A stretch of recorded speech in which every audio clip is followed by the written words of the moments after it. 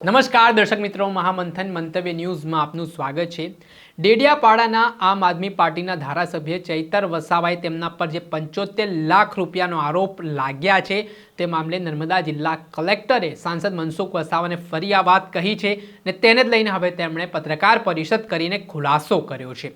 નર્મદા જિલ્લાનું રાજકારણ જબરજસ્ત ગરમાયું છે।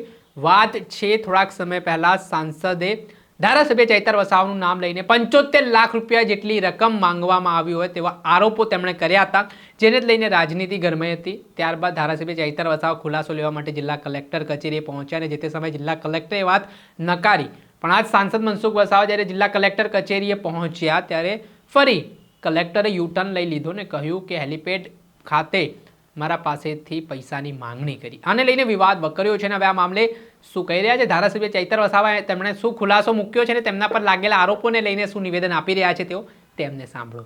માનનીય વડાપ્રધાન શ્રીના નર્મદા જિલ્લામાં 2 કાર્યક્રમો હતા અને એ કાર્યક્રમોમાં કયા વિભાગ દ્વારા કેટલો ખર્ચો કયા પ્રકારની કામગીરી માટે કરવામાં આવ્યો છે જેની માહિતી મારા અધિકાર મુજબ મેં જિલ્લા સંકલન સમિતિની બેઠકમાં જિલ્લા વહીવટી તંત્ર પર માંગી, જેને લઈને મનસુખભાઈ વસાવાના પેટમાં તેલ રેડાયું।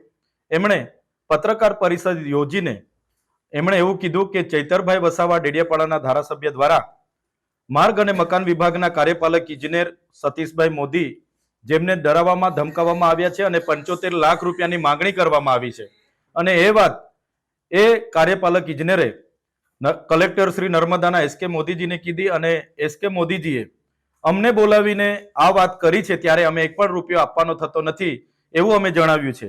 જેવી વાત મીડિયાના માધ્યમોથી જોતા એની ગંભીરતા સમજીને અમે કલેક્ટર શ્રી નર્મદાને મળવા માટે 24/12/2025 ના રોજ ગયા અને કલેક્ટર શ્રીએ મીડિયા મિત્રોની ઉપસ્થિતિમાં અમારી જે રજૂઆત હતી કે આનો ખુલાસો આપો ત્યારે એમણે કીધું કે આ વાત બિલકુલ ખોટી છે।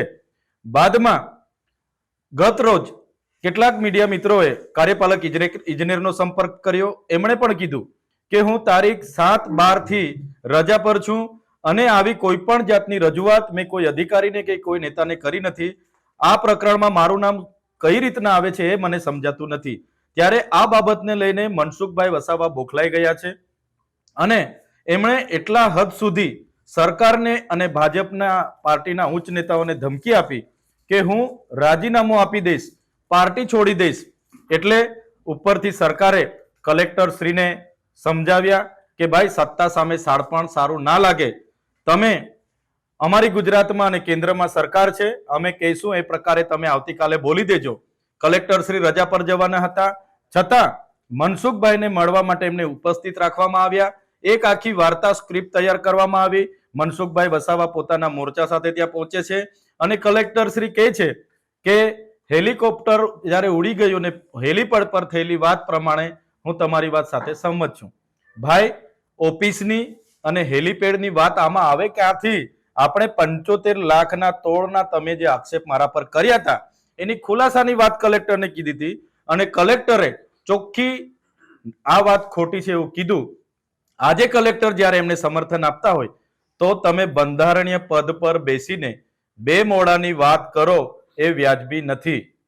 તમે અમે જે માહિતી માંગી છે એ માહિતી તમે અમને આપી દો અને અમે જે ખુલાસો માંગ્યો છે એ ખુલાસો પણ દિન 7માં કલેક્ટર શ્રી અમને આપે। અમારા રાજકીય કારકિર્દીને નુકસાન થાય અને અમારા શાખને નુકસાન થાય એવું અમે ક્યારેય સાખી લેવાના નથી અને જે પણ ખર્ચાઓ તમામ શાખાઓમાંથી 10 ગણા થયેલા છે એમના પર પણ અમે સીઆઈડીની માંગ કરીએ છીએ। સીઆઈડી તપાસ કરશે તો દૂધનું દૂધ પાણીનું પાણી થઈ જશે। કોની એજન્સીઓ છે? તો મનસુખભાઈના સાથેની એજન્સીઓ હોવાના કારણે એ પોતાની શાખ બચાવવા માટે એમનું ચાલ ચરિત્ર બહાર આવી ગયું અને બચાવવા માટે છેલ્લી પાયરી પર રાજીનામા આપવા સુધી ગયા છે। ત્યારે કલેક્ટરને અમને જાણવા મળ્યું છે ઈડી સુધીની ધમકીઓ ભાજપના નેતાઓ દ્વારા મળી છે। સરકાર દ્વારા પ્રેશર કરવામાં આવ્યું છે કે સત્તાની સામે શાણપણ યોગ્ય નથી, અમે કહીએ એ પ્રકારે તમારે નિવેદન આપવાનું છે। કલેક્ટર સાહેબની મજબૂરી હું સમજી શકું છું। એનો દબાવ જે પ્રકારે કલેક્ટર સાહેબ પર નાખવામાં આવ્યો એ દબાવવશ થઈને આજે એમણે પોતાની વાત ફેરવી તોડવી પડી છે। છતાં અમે એમની મજબૂરી સમજીએ છીએ। આવનારા દિવસોમાં આ કાર્યક્રમની તમામ માહિતી અમે માંગીશું, અંદર ઉતરીને માહિતી માંગીશું અને જે પણ જવાબદારો છે એમના પર સીઆઈડીની તપાસ થાય, કાર્યવાહી થાય અને રિકવર થાય એ અમારી માંગણી છે. અમને જરૂર લાગશે તો આવનારા દિન 5 પછી યોગ્ય ખુલાસા નહીં મળે તો કલેક્ટર કચેરીની સામે હું મારા સમર્થકો, તમે જોઈ લો, એમણે પ્રેસ વાર્તા કરી, એમાં ક્યાંય એમણે હેલિપેડનો ઉલ્લેખ નહોતો કર્યો. મારા પર આક્ષેપ કર્યા ત્યારે કોઈ દિવસ હેલિપેડ વચ્ચે આવતું જ નહોતું. ત્યારે તો એમણે એવું કીધું હતું કે મને અને જિલ્લા પ્રમુખ નીલરાવને કલેક્ટર શ્રીએ બોલાવીને અમારી સમક્ષ રજૂઆત કરી હતી. એટલે મેં ક્યાં રજૂઆત કરી, કોણે કરી, કયું સ્થળ હતું એની વિષય જ નથી. વાત 75 લાખના તોડની છે અને હવે પાછું હેલિપેડ આવે છે. એટલે ક્યાં ને ક્યાંક આખી વાર્તા ઊભી કરાવવામાં આવે છે, આખું સ્ક્રિપ્ટ તૈયાર થાય છે અને કલેક્ટર શ્રી, કાર્યપાલક ઇજનેર પર સરકાર દ્વારા દબાણ કરવામાં આવ્યું. 2 દિવસ તો એવી માહિતી છે કે મનસુખભાઈએ પોતે ફોન કરીને કલેક્ટર સાથે મા બેનની ગાળો બોલી છે. એટલે કલેક્ટરે ડરીને આજે ફેરવી તોડ્યું છે અને 2 મોડાની વાત કરી છે. પણ કલેક્ટર સાહેબને કેમ છું, તમે નીડર રહો, અમે તમારી સાથે છે, તમે બંધારણીય પદ પર છો, નીડરતાથી નિષ્પક્ષ તમે નિવેદન કરો, અમે બેઠા છે. જરૂરત લાગશે આખા ગુજરાતના લોકોને અહીંયા ઉપસ્થિત કરીશું તમારા સમર્થનમાં. કોઈને ડરવાની જરૂર નથી, ઈડી ફીડીથી ડરવાની જરૂર નથી, અમે બેઠા છે. અને આજે પણ તમને કેમ છું, અમે માહિતી માંગી છે, અધૂરી જ મળી છે. નહીં મળશે તો મારા અધિકાર પ્રમાણે 3જી વાર પણ હું જિલ્લા સંકલનમાં મૂકીશ. અને એટલે મને માહિતી મળવી જોઈએ અને એના પર સીબીઆઈની તપાસ થાય, સીઆઈડીની તપાસ થાય, એ અમારી માંગણી છે. અને આવનારા દિવસોમાં દિન 5માં મેં જે લેખિત અરજી આપી છે એનો પણ ખુલાસો મને મળવો જોઈએ.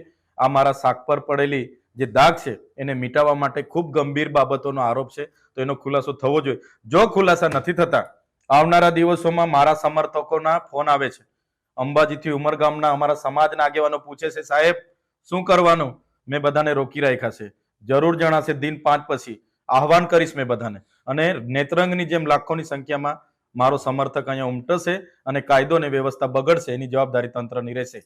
કલેક્ટર સાહેબ એવું પણ સ્વીકાર્યું છે કે ભાઈ કોન્ટ્રાક્ટર મારફતે તમે કહેવાયેલું કાર્યપાલક ઇજનેરને પૈસા માટે. સરકાર તમારી છે, પોલીસ તમારી છે, બધું જ તમારું છે. આ પ્રકારની વાયા વાત બંધ કરો.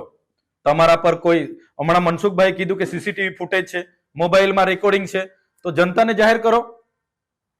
મોબાઈલમાં રેકોર્ડિંગ છે કીધું ને એમને, સીસીટીવી ફૂટેજ છે, જાહેર કરો. હું તો કેમ છું, મોબાઈલ રેકોર્ડિંગ ને સીસીટીવી ફૂટેજ જાહેર જનતાને જાહેર કરો. હું જાહેર જીવન છોડવા તૈયાર છું. હું એમના જેવી ખોખલી વાતો નથી કરતો કે રાતે રાજીનામા આપવાની વાત કરે ને બીજા દિવસે કલેક્ટરને દબાવે. કલેક્ટરને ધમકાવ્યા છે, અહીંયા ઈડીની વાત કરી છે. કલેક્ટર બિચારા ગભરાઈ ગયેલા છે, આજે રજા પર ઉતરી ગયેલા, આજે મજબૂરન એમને બેસવું પડ્યું છે. તમે જોયું, એમની રજા મંજૂર થયેલી છે છતાં એમને સરકારના દબાણથી બેસવું પડ્યું છે. એટલે કલેક્ટરની મજબૂરી હું સમજી શકું છું. સરકાર સામે શાનપણ નકામું છે પણ હું સમજી શકું છું. એટલે બિચારા કલેક્ટરને દબાવવા, ડરાવવા અને મજબૂર કરવા પડ્યા છે અને કલેક્ટરે મજબૂરન આ નિવેદન આપ્યું છે. સત્ય બહાર આવ્યું છે એવું મનસુખભાઈની ચાલ ચરિત્ર બહાર આવ્યું છે. એમનો ચહેરો જોજો, એમનો હાવભાવ જોજો. એમની વૃત્તિ પહેલેથી પોતાની લીટી લાંબી કરવા માટે બીજાની લીટી ભૂસવાની છે. તમે જોયું હશે, અહીંના ધારાસભ્ય દર્શનાબેન દેશમુખ પર આક્ષેપ કર્યા, ઝઘડેના ધારાસભ્ય રીતેશભાઈ વસાવા પર આક્ષેપ કર્યા, પૂર્વ ધારાસભ્ય હર્ષદભાઈ વસાવા સામે લડાઈ હતી, શબ્દશરણ તડવી સામે લડાઈ હતી. આ જ જિલ્લાના પ્રમુખ નીલરાવને પણ ગાળો ભાંડી છે, એમની સામે પણ પડ્યા હતા. ઘનશ્યામ પટેલ સામે પડ્યા હતા, મહેશભાઈ વસાવા સામે, છોટુભાઈ વસાવા સામે, ડેડિયાપાડાના પૂર્વ ધારાસભ્ય મોતીભાઈ વસાવા સામે પડ્યા છે. એમની આ વૃત્તિ રહી છે. એમનાથી કોઈ આગળ જાય સહન નથી થતું. ત્યારે મનસુખભાઈ જે પ્રકારે એ ઘરે બોલાવીને જે મીડિયા સ્ટેટમેન્ટો જે આપે છે એ પાર્ટી પણ જાણે છે, સરકાર પણ જાણે છે, પાયા વિહોણી વાતો કરે છે. આજે જનતા જાગી ગઈ છે. આજે જનતા એ પ્રોગ્રામોના હિસાબ માંગે છે. એ પૈસા કોઈ કમલમમાંથી નથી આવ્યા, કોઈ નેતાના ઘરેથી નથી આવ્યા. જે પણ 50 કરોડના ખર્ચા થયા છે એ નર્મદા જિલ્લાના આદિજાતિ બાળકોના, આદિજાતિ લોકોના વિકાસના ખર્ચા થયા છે. એનો એક રૂપિયાનો અમે હિસાબ લઈશું અને જે પણ ઉઠાંતરી થઈ છે એના પર સીઆઈડીની તપાસ થાય અને એવા લોકો પર કાર્યવાહી થાય. એ લડત આવનારા દિવસોમાં વધવાની છે. આપણે સાંભળ્યા હતા ડેડિયાપાડાના આમ આદમી પાર્ટીના ધારાસભ્ય ચૈતર વસાવા, જેમનું મોટું નિવેદન સામે આવ્યું છે. આ ઘટનામાં તેમણે જાહેરમાં ડિબેટ કરવા માટે ચેલેન્જ આપી છે અને કહ્યું છે કે વડાપ્રધાન નરેન્દ્ર મોદીના કાર્યક્રમને લઈને તેમણે હિસાબ જે લોકો સમક્ષ મૂક્યા, જે સવાલ ઉઠાવ્યા, તેના કારણે તેમની પ્રતિષ્ઠાને હાનિ પહોંચાડવા માટે આ પ્રકારના આરોપો તેમના પર થઈ રહ્યા છે. ત્યારે આગામી સમયમાં જોવું રહ્યું કઈ રીતની પરિસ્થિતિનું નિર્માણ થાય છે અને આ ડિબેટ થાય છે કે કેમ તે આવનારો સમય બતાવશે. દર્શક મિત્રો, આવા જ વિડીયો જોવા માટે મહામંથન મંતવ્ય ન્યૂઝ જોતા રહો.